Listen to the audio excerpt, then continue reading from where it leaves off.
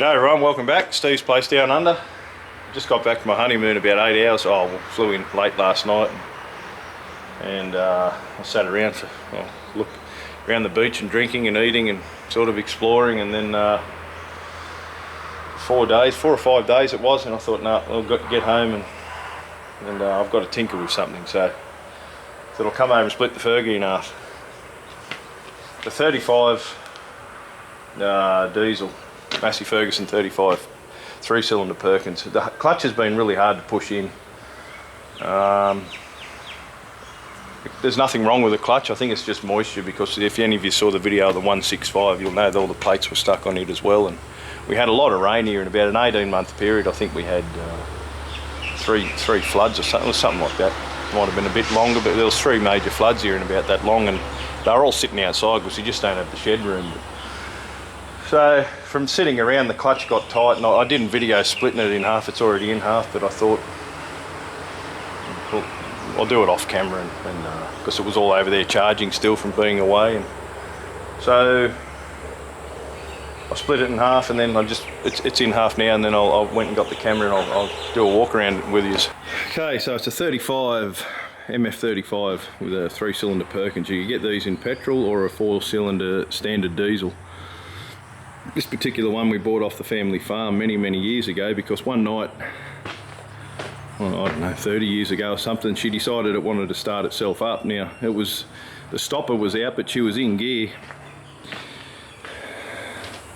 It's got a manual stopper on the fuel pump there, but she was in gear, faced into the shed, and she wound over, and by itself, we still don't know how that happened. Something must have happened to the starter, or some of the wiring was wet or something, but she kept winding, and the starter ended up catching a light because it just drove itself into the shed on the starter and kept winding.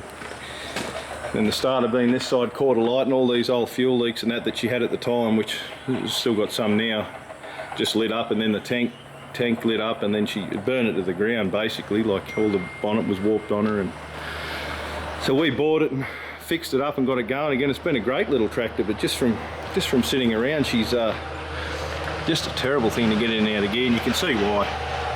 It's that whole housing, even though it doesn't get water in it, just sweated, so it must have, well, it got some in it, but it wasn't certainly covered. It just would have had a bit in the bottom, and she sweated with the hot and cold weather and all that rain we had. So all I basically, well, the bearing's not real good either. All I really want to do is just pull that clutch out, strip it down, and lube it all up, and put it back together. I'd imagine we did put one in it many years ago, but I'd imagine the plate and everything's all right on it. If it's not, I'll put one in it, but I'm going to assume it is at this stage, because it always drove all right. It's just getting heavier and heavier, and to engage the PDO on the slashes, just basically in or out, you just got to slam it in. And don't like treating equipment like that, so I think this forklift creeps a little bit too, so I don't know whether to may put a jack under that, because I've got it wedged. As you know, they hinge on the front axle there, so I've got a couple of wedges driven into it there so she won't roll. So all I've got to do is support that bell housing anyway, but I'll keep an eye on it, pull that off and lube her all up, and only took about 20 minutes to get her to this stage. So I'll set this up where you can see that, and we'll take her off and see how she looks.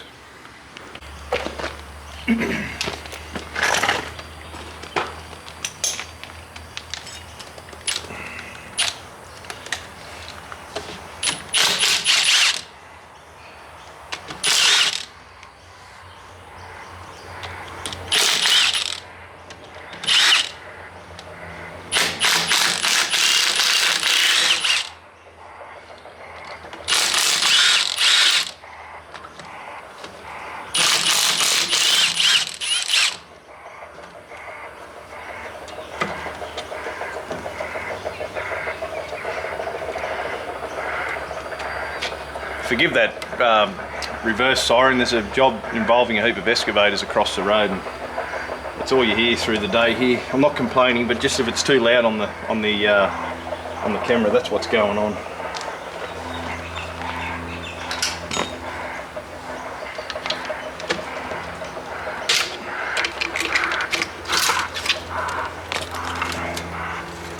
Oh no, she's had it. She needs one.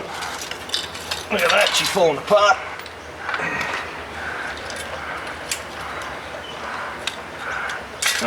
I'll set the camera up, give you a better look. But yeah, close as rooted as shit is to swearing, basically.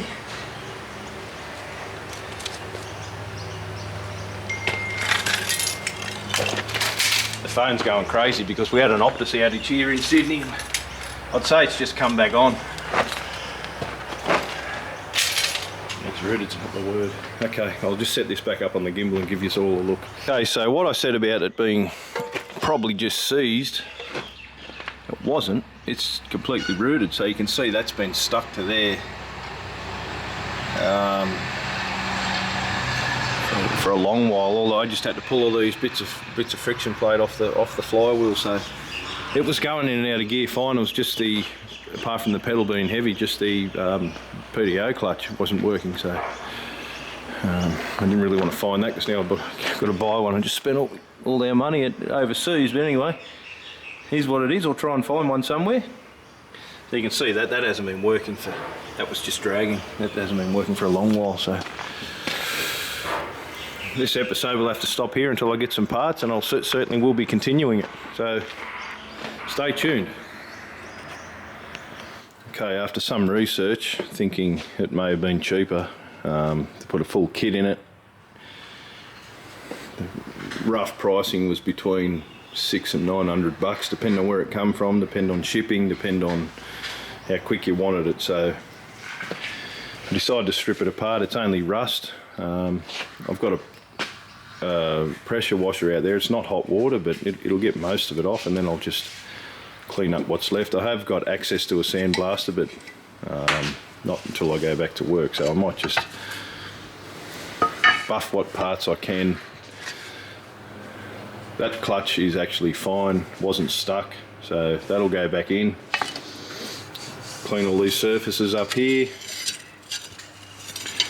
But the actual tractor clutch itself, which was the one that was working,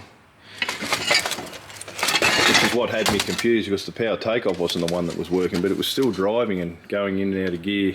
Not perfect, but it was working fine. But you just have a look at that, like there's nothing left of it. And all the material was stuck to the flywheel, as you saw. So I might just order that and then rebuild the rest. I'll give it a gurney now, give all these an axe stone, or I don't know if they're too far gone for that, just a sandpaper even, it'll bring them up enough. Clean the flywheel up, and then I'll have to wait for parts. I did give the starter a freshen up off camera. It was just had a diesel leak on it, so I just pulled it apart, cleaned all the brushes, and I couldn't get the solenoid apart without sweating the solder off it. Just pull the end cap off, but I don't think that was the issue with it. So we'll see what happens when that goes back together. I did find a loose connection in it. So we'll go and give this a pressure wash and excuse me, order that, and then this episode will have to continue after that.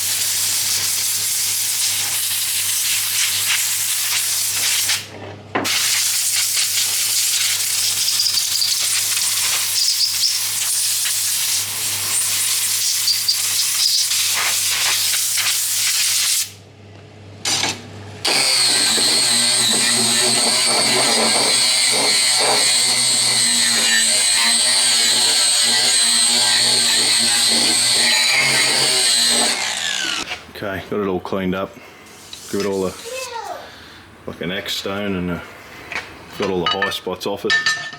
It's not perfect, but I mean, it should have been machined, but when there's money you want to spend on everything else as well, I think it's going to do. There's no high spots, there's no rough spots, it's a bit of pitting from the rust, but I think it's going to do. So I'll have to hold this one here until I get the parts, and then we'll continue it on. Okay, so I've got the clutch back together. I put the shipping bolts back in it. I assembled it in the press so I could get all their pins and everything. I buffed it all up on the last video, as you've seen. The PDO plate's very good. Just got all the rust off it. Certainly going to do the job again. I just ordered a clutch plate. It may have been from Queensland Tractor Spares, I think. I'm just going to put that one in it, and it should be fine. The release bearing, pilot, well, your spigot bearing's good. It's not notchy at all. Free spins very well.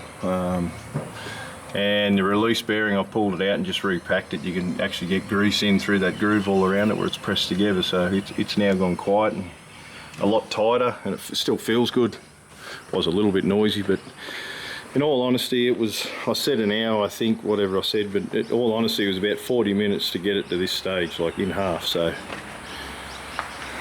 if something does fail down the track, I think it's going to be, you know, I'll spend the money on it then, but this cost $100 as opposed to between $700 and $900 for a full kit. So, and it's coming into summer now, and we're always going to use it down the back cutting the grass. So we've got that in a 6-footer on that Zeta. That's a 4-foot slasher, so it's going to get it going again.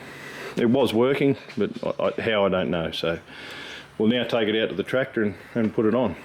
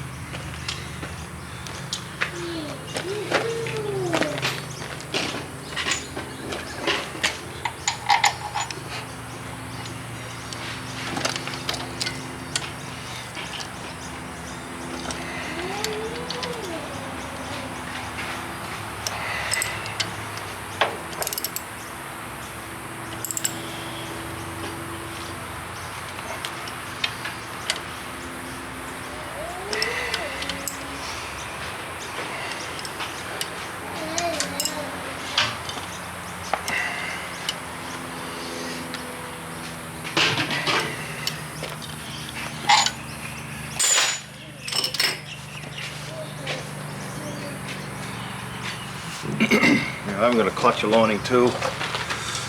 Just got to eye it, which is not the best way to do it, but it is what it is. I have done them before, but the dual plate ones are a lot harder, so get a socket to back those shipping bolts out and see how close we can get it. You just put a little bit of drag on it, you can position the plates without them falling back where they came from.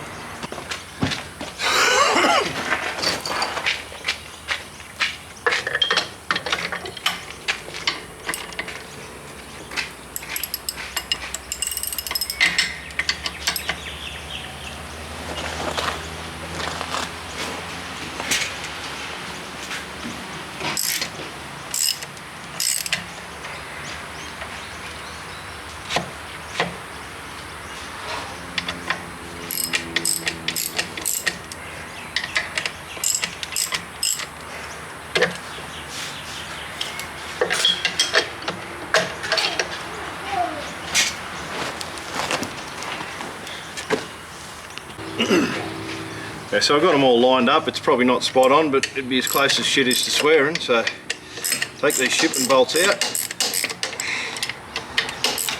and I believe the next measurement is the height of these release fingers here,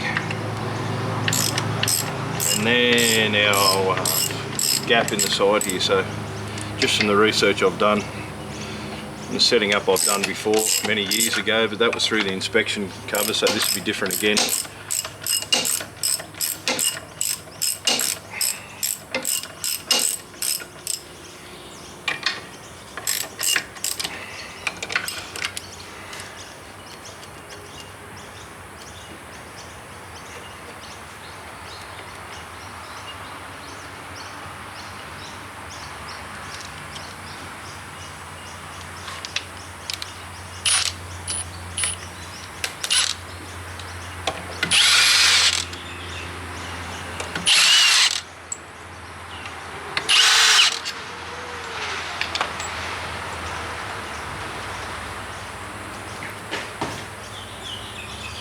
Okay, I reckon these are a bit low, but you can see the plane there.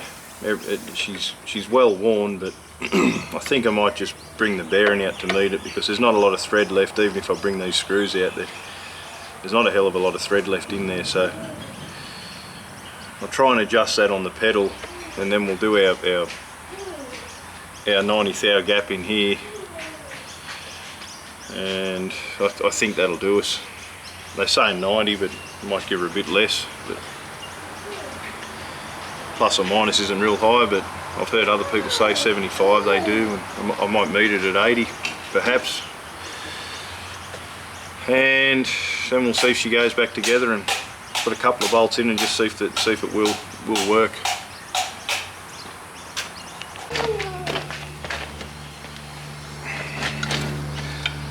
So I've just tried to put 80 thou feeler gauge pack in there, and it was tight, so I'll just back her out. Should have freed all these up while it was apart, but not to worry, not impossible.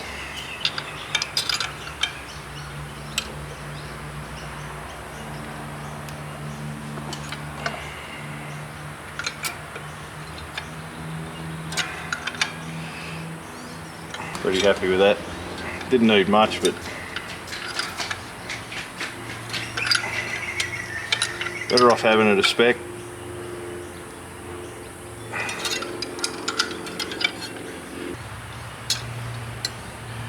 That spacer ring makes it hard to get your spanner in there.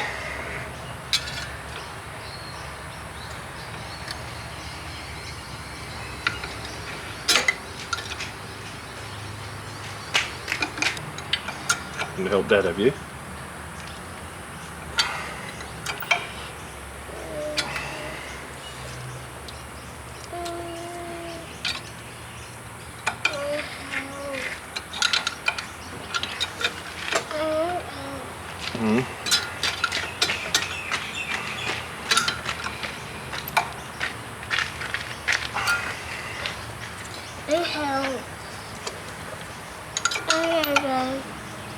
Okay. Bit dirty.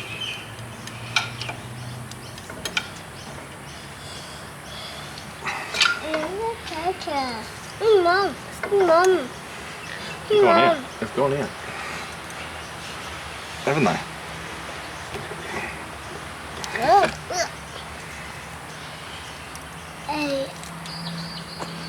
You probably all hear my son. I've got him today, my youngest. Now the three have gone out, haven't they?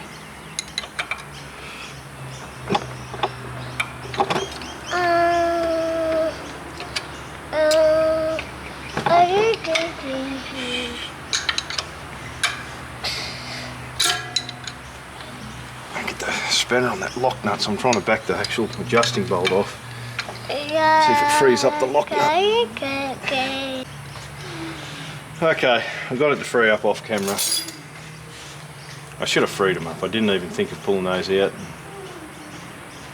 when it was off, but anyway, it's free now. It's all moving. So I think what to do now is try and slide it back together, see if the shafts will go in, and then try and get that free play out of the pedal, just see if it does release before we go to too much trouble of setting it all back up. So that's the next step. Okay, we're going to slip it back together now. I've got the forklift here. I have to slowly sneak her in, but I've got it offset a little bit now, so when we go up it should all roll that way a little bit. Forgive the shakiness. I'm holding the tripod here.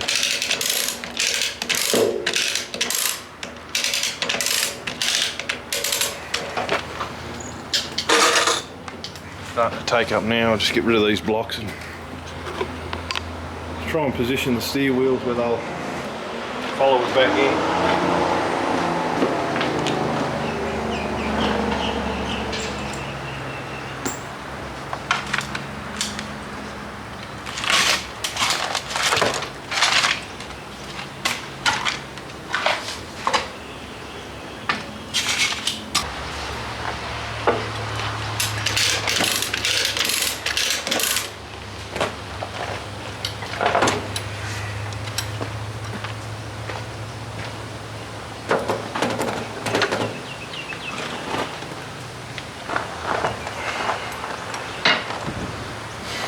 Start the forklift back up and preload it a little bit.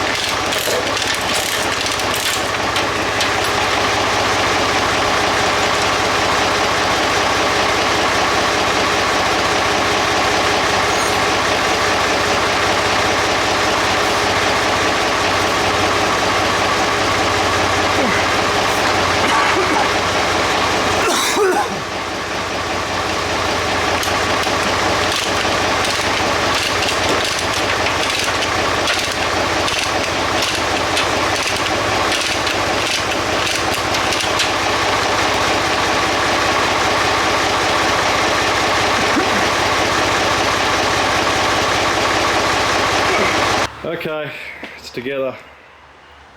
I had to split her in half again. She wouldn't quite go in. I had to line the plate up a bit better than, I had to pull it further apart so I could eye it up a bit better than it was the other day. And I clicked the PTO in gear and tried to get a bit of momentum going on that slasher there, just with my foot spinning that shaft, and I'd run round and it'd stop. So brought the kids over to see us, and then I said, put your foot on that wheel, spin it. As soon as she did and I pushed it, it just come home. That was it. Went right up, and oh well, within half an inch I suppose, and then we just wriggled it and got the bolts in, and that was it. There was no drag on anything. It went in nice. I haven't checked the pedal yet, but it feels good. It needs adjustment. Fill both stages. It's probably heavier than I'd like, but that's probably how they are. So I'll do a bit more to this tomorrow, but it'll be the same episode. It was very fiddly by yourself. My dad was just there, but we argue a lot, so I didn't call him. Just going to add, the last tractor I split, I had a set of tracks about, I don't know, 4 foot long I suppose, with an adjustable dolly on it, and you chock your front axle so that it doesn't oscillate. Then you can adjust it, and it just walked out on rails, and it made it a lot easier. So it's hanging off a forklift and having it swinging around, and then the front pin's worn, so you can see how much it's worn, because the axle, that should be in there. If that pin was tight, that'd just fall in there. So with that axle rolling like that, that front wheel then becomes a caster, and then what that tries to do with the weight of that engine, it's just trying to turn all the time, so those wheels don't stay straight. So what a job that was. I'm not worried about the pin being worn. It's can't go right through. It's still a lot of work for it to go right through anyway. So that's all I wanted to add to that. I should build myself one of those dollies actually. It was very handy. I split I think it was 100 horsepower New Holland with it, and a little Fiat 500 I think. I don't know if we did the brakes or the clutch on that, but anyway. So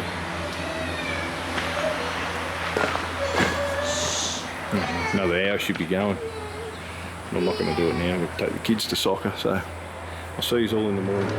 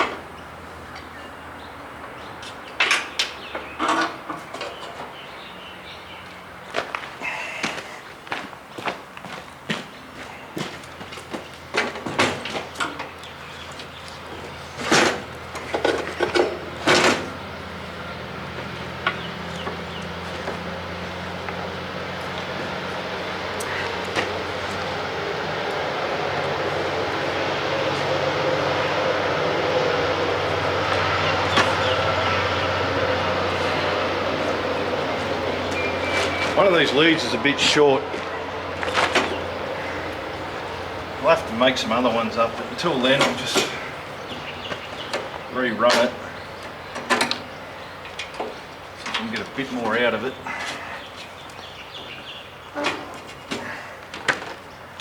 It only just reaches, it's got no clamp either.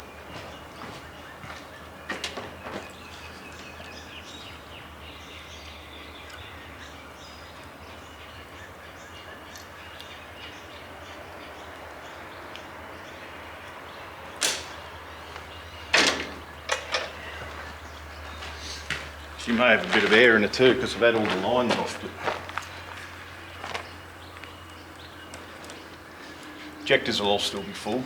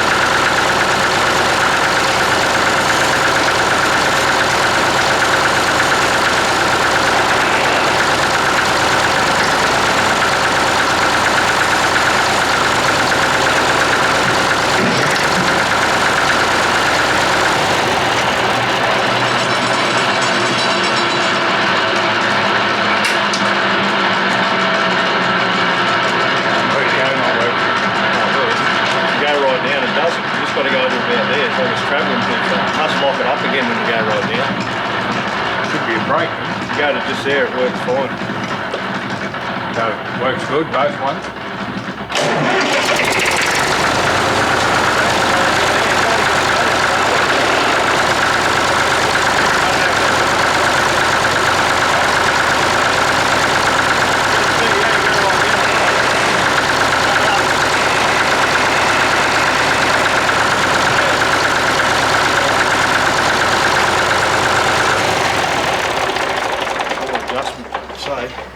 Where do you do that?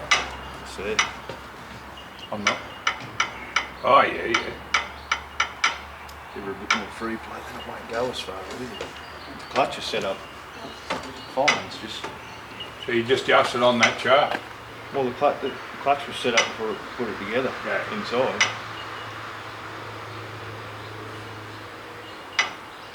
Just give her a bit more free play, then it might... I always used to come up and hit there.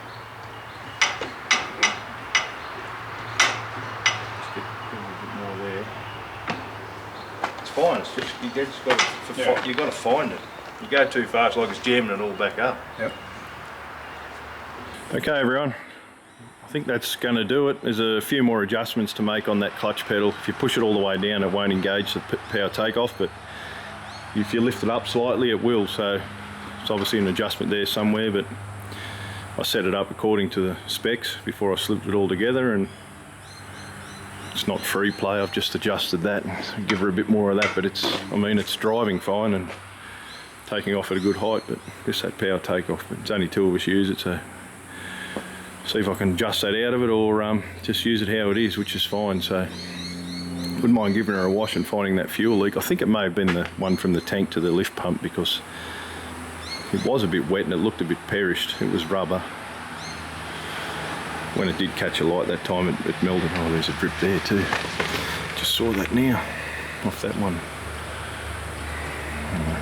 The fan's obviously catching it and blowing it everywhere, but it's here nor there. I think the radio needs a flush out. I think the top hose is leaking. It's also pinched a little bit. Probably not affecting the flow too much because the thermostat slows it down anyway, but we're now going to pick that Chamberlain up that some of you saw, the Chamberlain crane on the community post I put up. My wife's going to come with me and film me with that. We're going to take the grey Kenworth, the slimline, and the little float trailer, and a mate of mine's meeting us there with a front end loader with some forks to lift that on. That's what's happening straight after I finish this video. Thanks to the Patreon members. Remember, check us out on TikTok and Instagram, also on Facebook if you want a direct message. A lot of you still do that. I don't put a lot up because I forget I have it, to be honest, but the messenger I use. Anyone wants to direct contact us doing that, or Instagram, which they have been, it's great. Email in the channel description, they've been using that too, which is, it's good to chat with people on that. And thanks to the people buying merchandise, the link for that is in the channel description. So we're slowly getting going again after having a month off. It affected the channel a fair bit. We didn't lose any subs, but I think I've only been getting 2 or 3 a day, where it was, before we went away, it was like 1,000 a week. So for those of you trying to grow your channel, don't stop, because it does affect it. But we'll get going again. There's plenty more to come. Sami Centauro video, you can see her up beyond that forklift. I don't know if that'll be released before or after this one, because I've done them both on the same as I've been off, so it's a bit of stuff coming up there. So thanks to everyone again for watching.